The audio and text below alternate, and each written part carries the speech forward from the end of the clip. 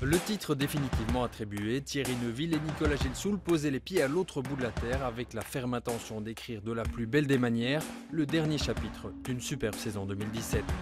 Les yeux rivés sur une 4e victoire cette année, le regard fixé d'abord sur Mikkelsen. Pour mener la vie dure à Neuville, pas question d'Ogier. Place à son équipier norvégien, avantagé par sa position sur la route, Mikkelsen ne doit pas balayer la trajectoire. Résultat, 5 meilleurs temps sur 8 possibles dans la première journée. Les 3 autres sont pour Neuville et Gilsoul qui limitent à merveille le handicap du balayage. Journée 100% Hyundai, Mikkelsen 1, Neuville 2, 20 secondes d'écart entre les deux hommes. Ouvre très long, ferme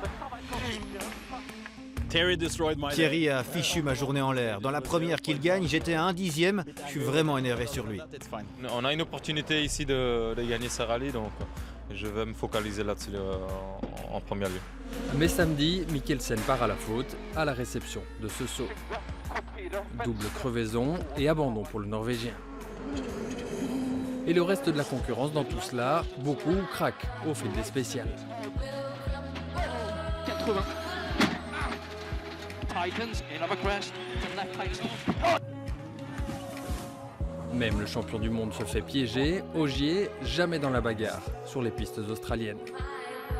Pour Neuville et Gilsoul, la gestion est parfaite, les journées quasi sans faute. Ah, c'est la mauvaise.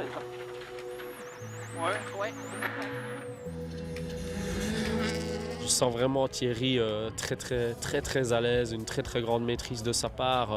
Il me donne vraiment l'impression de survoler un peu les choses. Neuville sur une voie royale, d'autant que Latvala, son dernier adversaire revenu à 10 secondes, lui facilite la tâche. Le Finlandais craque. Dans des conditions ultra délicates, Neuville, lui, se dirige vers la place de vice-champion du monde. C'est vrai, le titre n'est pas à la clé, il y a eu des erreurs cette année, mais 2017 reste remarquable. 4 victoires, 4 podiums, 57 meilleurs temps en spécial, le double du champion du monde Ogier. Pour reprendre un discours de Sébastien Ogier dans le passé, c'est pas toujours le meilleur qui gagne. Je pense que cette année, il avait vraiment fait un grand pas en avant. Il mérite maintenant de jouer dans le cours des grands. Est-ce que de facto, vous n'êtes pas les favoris pour la saison prochaine? Il semblerait que si.